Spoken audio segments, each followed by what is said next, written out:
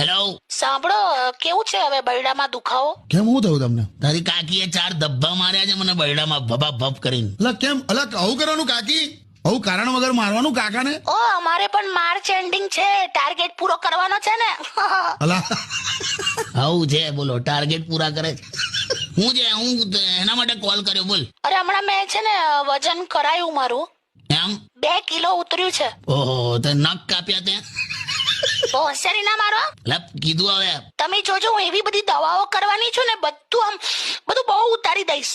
તું પૂછ્યા વગર દવાઓ ના કરી છે, તને કહું છું. બીજું કઈ નહીં તો એવું લૂઝ મોશન થશે ને. શું થશે? લૂઝ મોશન ગુજરાતી શું કહેવાય? ઝાડા. હવે એ બોલીશ ને તને ચીતરી ચડશે. હલો.